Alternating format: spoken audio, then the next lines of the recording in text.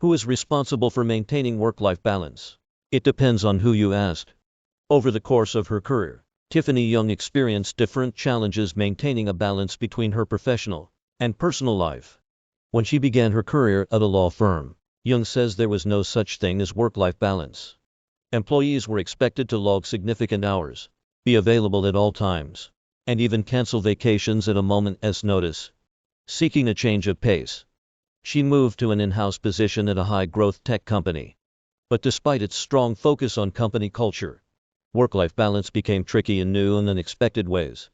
They had an open floor plan, meaning there was pressure to always seem available, but also busy, she says. There was also a sense of pressure to participate in company social events that would take place after work hours, which meant employees had to fit work culture into their personal time. Before long, Jung says she was having trouble sleeping, felt unmotivated at work, and began identifying signs of burnout.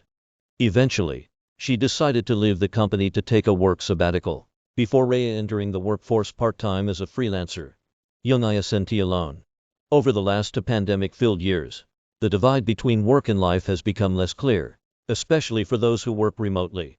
Failing to establish and enforce healthy boundaries can lead to burnout for employees and create staffing issues for employers. So, who should be responsible for drawing that line? And what is the best way to ensure workers have the ability to do their best work without burning out?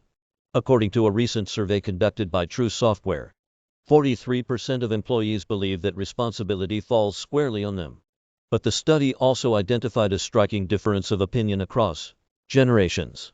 While a majority of workers over 45 believe establishing and enforcing those boundaries to be their personal responsibility, that perspective was only shared by 42% of those under the age of 45. TRUCE Software CEO Boyle says that those who began their careers in an era when bringing work home was a conscious decision have grown accustomed to establishing and enforcing that divide themselves.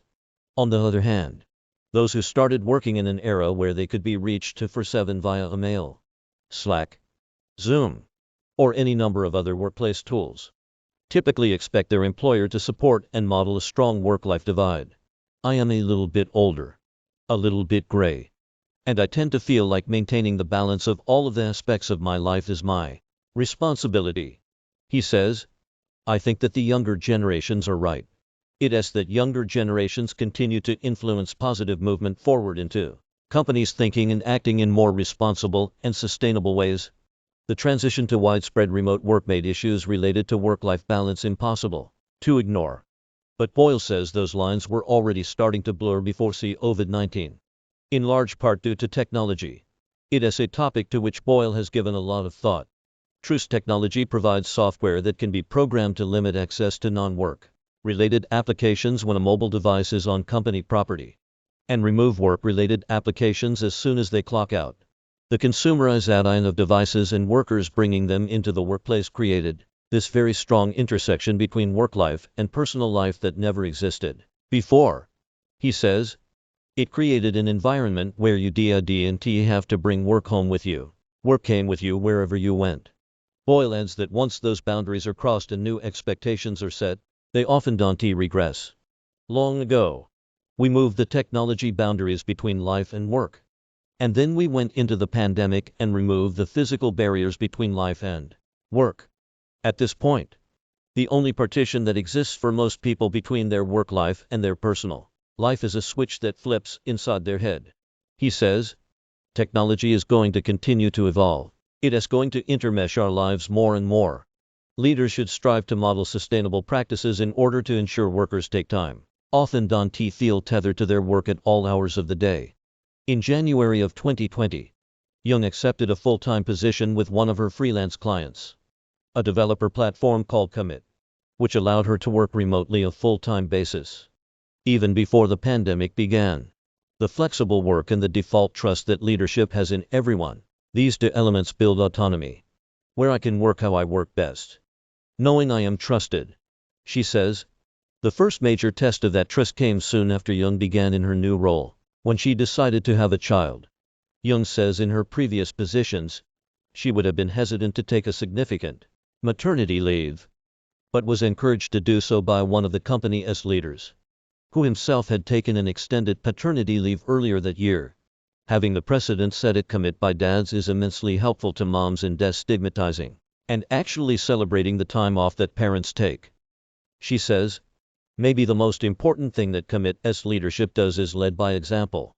Establishing work-life boundaries is neither strictly a matter of corporate policy or personal responsibility, but should be a shared commitment by both employees and employers, argues Denise Maston, a knowledge advisor for the Society of Human Resource Professionals. Unless organizations establish and commit to policies that ensure workers feel confident being truly off the clock during non-work hours, employees often need to decide between establishing their own boundaries, which could come at a cost to their reputation, or allow work to disrupt their downtime, rather than choosing between two undesirable options. Maston says employees should engage in an honest dialogue with their managers about their personal needs and responsibilities. It requires ongoing effort from both the employee and employer, she says. Employers can set policies. They can actually lead by example when creating that work-life balance. And then there is going to be that honest and open communication that employees can give their employers for what they need personally to create that work-life balance. Maston says that many organizations boast about their work-life balance policies in job postings, but setting policies that encourage that divide, such as banning after-hours work communications or encouraging staff to take time off, is only effective if they are followed by leaders. Managers also need to exhibit that behavior, she says. So not sending those after-hours emails and expecting a response. Giving people time after meetings to get themselves together before they go back on the clock. Setting those types of examples is really what employees are looking for.